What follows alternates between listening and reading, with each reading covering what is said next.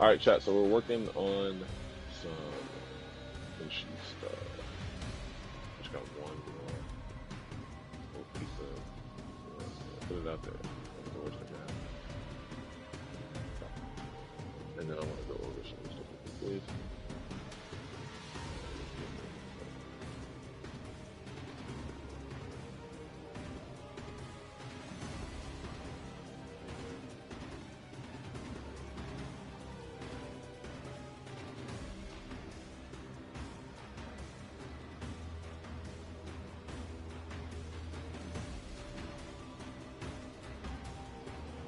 Okay. So I was working on some setups. This is just kind of like some free proper stream stuff. So we'll start with it later. But I was working on but if you trade here, 12, 12.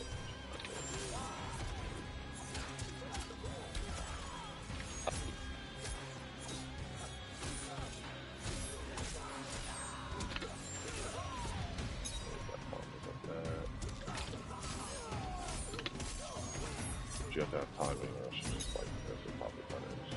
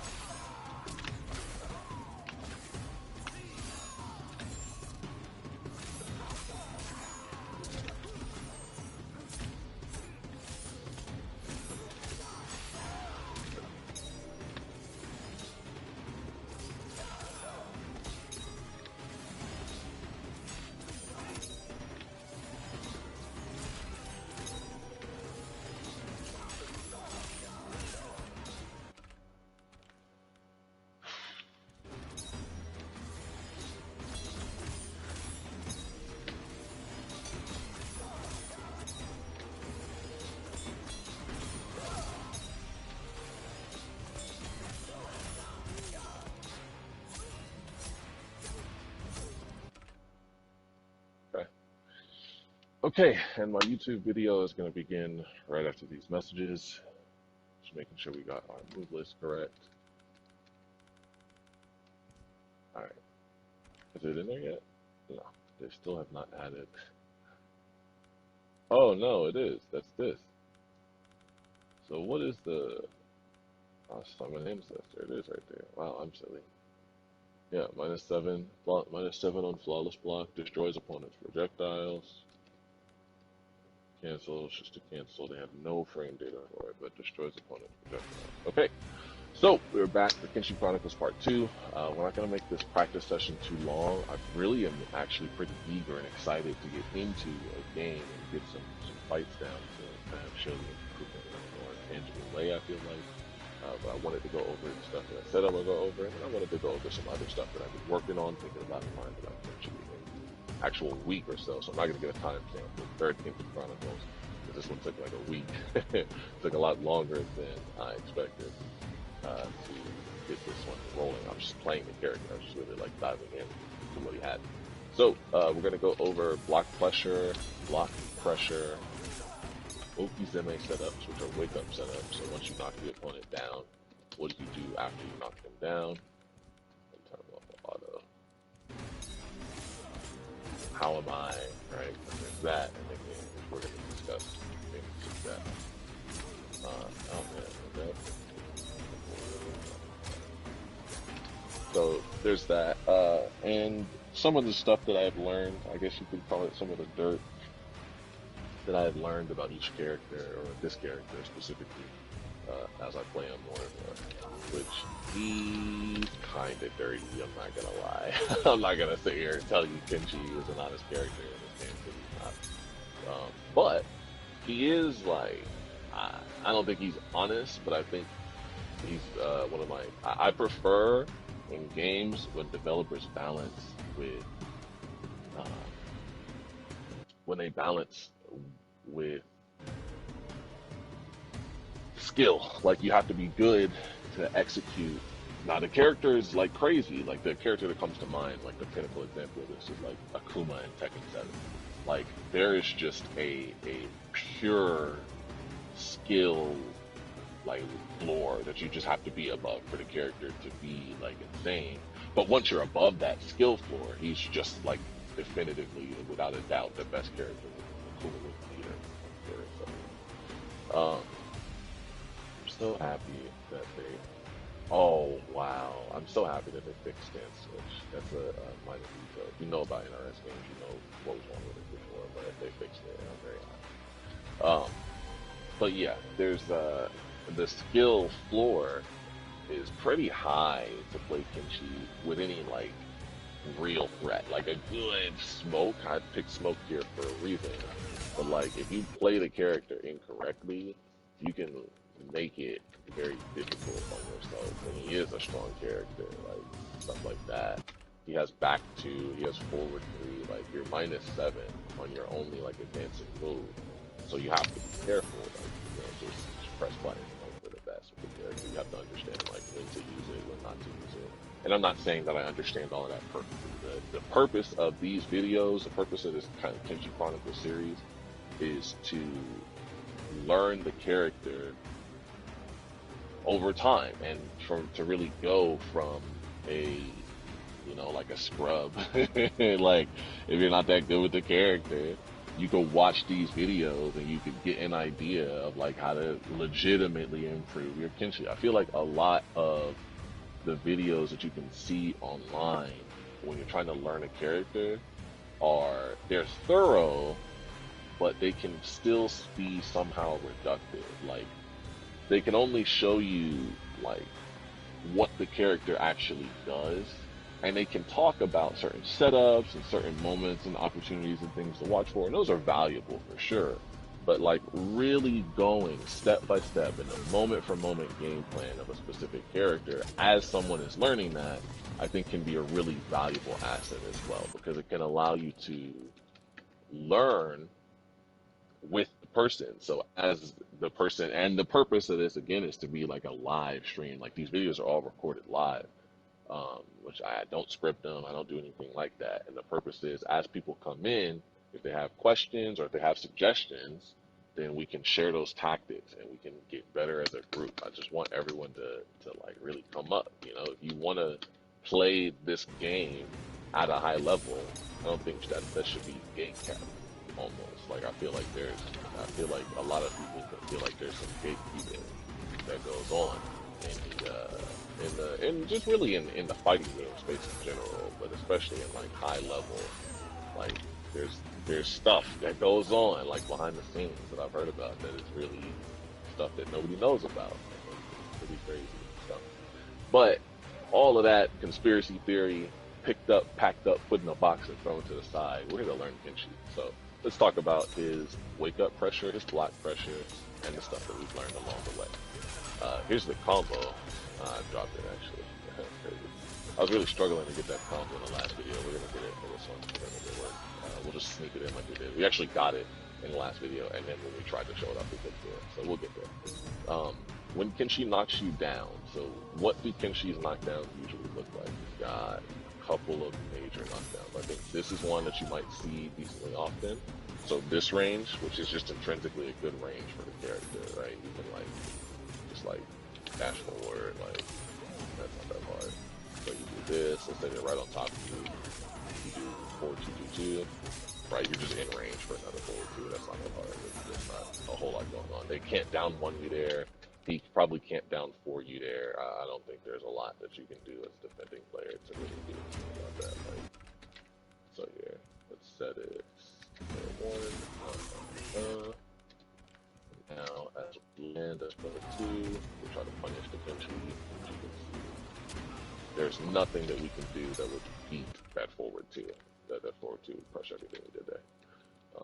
Unless you just ran at him, like, which is plausible, but forward 2 still beats that. It comes out in 14 frames. It's a really, for its length, oh my gosh, I thought it was 16 frames. That is actually an amazing hit. For 14 frames, that's crazy. And then that's your 16 frame. I bet him 16 frame has like sick range too. Like, yeah, it has a really good range. And he's got like, Kenshi got hit. That's what I'm saying. The character's not honest. He has just tools that like other characters would murder for. Like if you gave Shao Kahn a mid like Kenshi forward 2, he would be top 1. I'm not gonna lie, he'd be the best character in the game. Like with his damage, if he could just clip you from here like for free, because this is his move that can hit you right here. He does have one, but it's a high. It's stand 2. So that knockdown, I would do that. If you get this knockdown, this back 4, this sweep knockdown, it's probably just that. If we turn on the wake up, she still will probably lose to a down 1. So in general, the nature of this game, which I'm not a huge fan of in general, in specific, but just the nature of the game is that this game really, oh hello? That's not recording. Crazy. I don't know why they're not recording.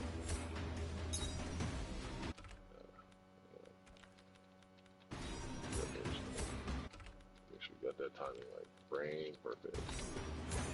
Cool. So we put 3 in there. Now we set him to do his get up recording.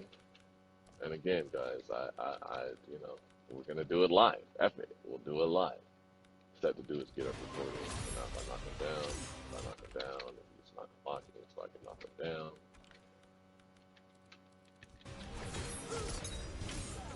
Gonna be down 1. Yeah, cool. Okay, so if you get the sweep, you can. Well, you got to time it back to.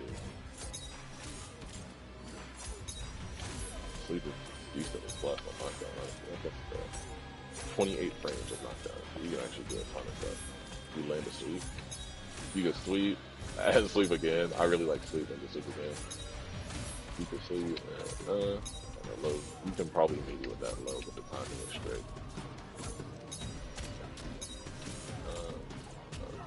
Yeah, you can meet with that. If you have good timing, you can use that low, and that's a launching low. So like, if you hit him there, you can obviously confirm the full combo. So, all right, something like that. You do the meaty with the low and get a combo there. The problem is in this game, a character like Smoke, it kind of loses in this regard, but in this game, you can just armor through stuff. So you can just do his armor attack, which is enhanced smoke bomb. Oh, he actually got hit. No way. Oh, I turned the get up delay on, not get up mode. That's crazy. No delay. Let's make sure the first setup is real. Oh wow. Okay, so if he does no delay and then down 1, so you see the armor goes through the meaty there. But I bet we still can't get in with no, it's actually a short knockdown. Got back 2 trades. You can actually hit him out. Yeah, you can hit him out. You just have to time it. But again, like, I bet forward to, yeah. And knockdown is not no slouch. 8 frames, so if you put out a back to your 15 frame startup, or if you put out a down 1, I mean, your 15 frame startup, so you'll lose to this, you'll lose to this, it's 14 frames. So really, if you get the knockdown, you should just be doing forward 2. Like, get the knockdown, you just forward 2, and you just beat everything. Unless he armors. So if he armors, what do we need to do?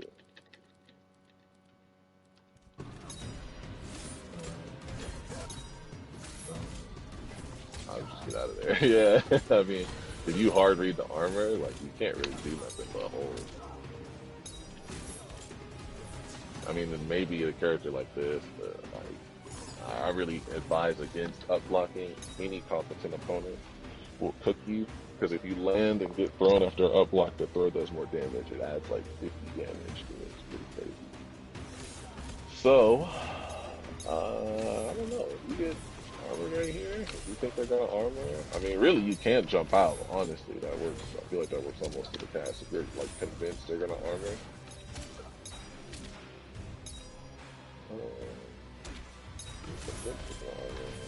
Nah, don't pull out that. Most characters will hit you in the face with that.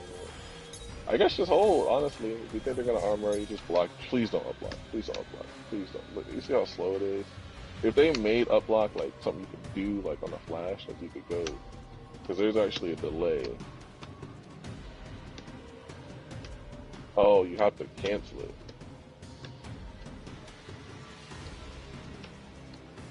Wow. Okay, so you actually can, but if you just hold up, you'll actually stand up first. So you have to.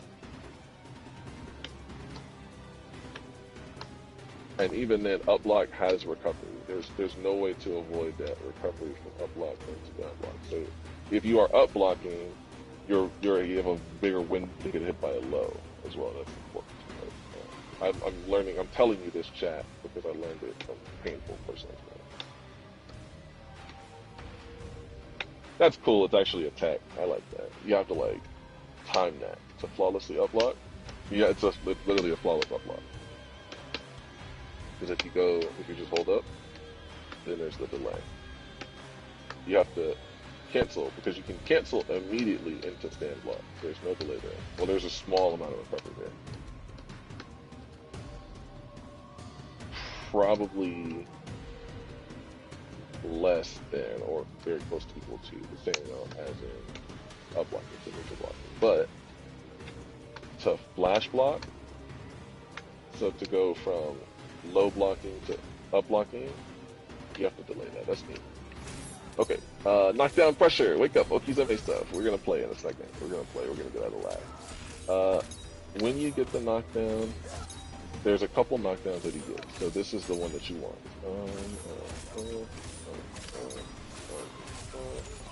Get your sub out. Alcento. I messed it up. We're gonna try this one more time, and if not, we're just gonna explain. We can choose. Okay, so this is the first one. One on either side. The best way to do it is to hold block. You can hold block with Sento on this side and press 4, and he'll do 3 hits, high, mid, mid. That is his best pressure tool as your assistant when you're trying to mix them up, because there's different ways to get to that situation. So right here, for example, we're gonna have him stop doing that. Right here, if he's at full screen, and we have Sento out, do the enhanced down back 4, which is not an input in either form, but if you enhance it, it is an input. And that is a sword toss. It's sick. It's super cool. Oh, it's teamwork. It's teamwork in Sento stance. Enhanced teamwork.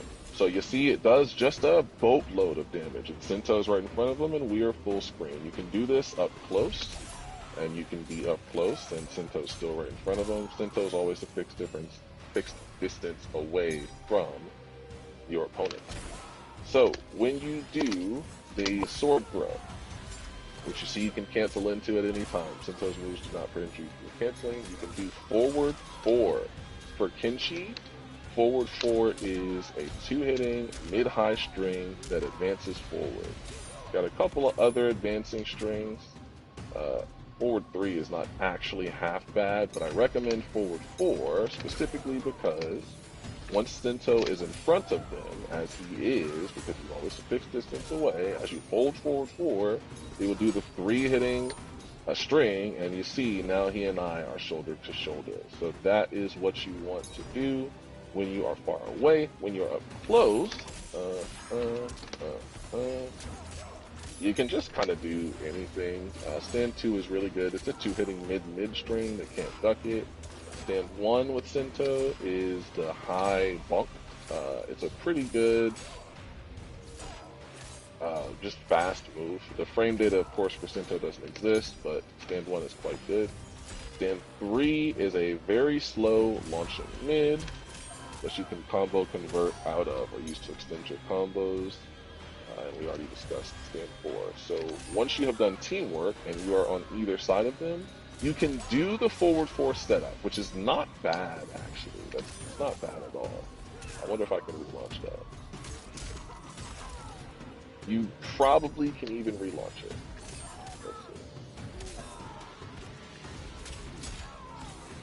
see. Yeah, if you get the spacing correct. Even still, when I'm in that position, I generally don't like forward 4 because the launch is more difficult. You can just do forward 2 or really just reset into your Sento combo. So let Sento go first by blocking, which allows Sento to move. If you want to move without Sento himself moving, you can hold R1 and you can move and Sento will not. You see as I release R1, now he goes with me. As I hold R1, he stays where he is. As I hold R2, he moves and I do not. So that's the way to get Sento moving without moving yourself. This is kind of like, yeah, the Kenshi Chronicles Part 1. I feel like some of the stuff we should have covered in Part 1. When doing the combo, you want to let Sento start, like I said, because he is better than you, basically. Once you have gotten to either side, though, again, you can cancel out of Sento's moves into teamwork. Once you have gotten to either side, the real danger has actually begun for your opponent. This is probably the single most dangerous position to be in the entire game, with Kenshi to one side and the Ghost on the other. The Ghost does not have any overheads or lows, right? All 4 of his attacks are highs and mids. Kenshi, however, has an unreactable overhead. This back 2 is an unreactable overhead. We're going to talk about sword stuff today. That's actually what we're going to talk about. And then we're going to see what else is left. Actually, I think, well, let's talk some about sword stuff today, and I think we may leave some more stuff for later. We'll meet in a minute. So he has an unreactable back 2 overhead. We're going to talk about, actually, we're going to learn this in order. So we're going to talk about Kenshi plus Ghost stance today. We spent a lot of time on sheath stance. Today we are working on teamwork, and then finally we will have sword stance. We'll come up with better names for those probably. So with Kenshi to one side and the Ghost on the other, you can do this. We're moving into the dirt, and we're going to move into the matches. This is an overhead. This is a true overhead. You have to block this standing up. If you block it ducking, you will get hit. This is a low, and this is a low. Kenshi has 2 lows, and they both can launch, but one launches much easier than the other. Kind of covering the sword stuff, whatever. We'll go into like sword gameplay and stuff like that. So when you are doing this, you can actually, using the overhead, launch to your opponent. So there's a couple of different ways to do it. You see, just doing the back 2 by itself is not a very good launch. It's not very useful. An easier way to do it would be to do back 2 plus R1 to keep the Ghost standing where he is. And then either late confirming into the Ghost stand 2, or using the bump. That's probably what I recommend. Although, pretty much any time you use the, you want a launch for Kenshi, you can just do back, or just do, hang on, we'll do teamwork.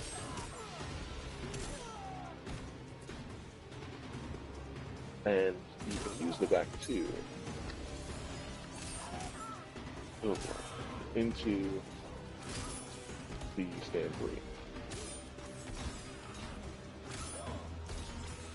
Like that. The timing is a little finicky though, so you have to be cognizant of it. I think the easiest way to do it is the back two into the bump. Because you can pull that one, back two, bump, and control. But we're not getting any of those today, so we're not going to worry about it. That's an overhead that launches, and it launches at 16 frames. It is a 16 frame overhead, which means 16 frame overhead that it is, that when paired with his 15 frame sweep, for those of you who know what fuzzy guarding is, which is where you can use the frame data of an overhead low mix-up against itself, you cannot fuzzy a one frame gap. That is impossible to fuzzy unless you are just a superhuman, unless you are just an ultimate cyborg human monster. So,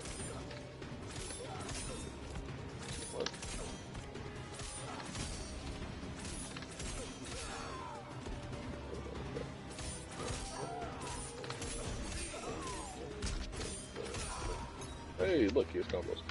Okay, that's Kenshi Chronicles practice session part 2 for the day. Hope that made sense. Try in the corner, see if we can get this infamously difficult corner combo. Ooh, we're too tough. We're too tough. Showing some of this wake up pressure in action. Forward 4. Free hitting. So that's Kenshi Indigo stuff for you today. Let's get into the matches. Woo!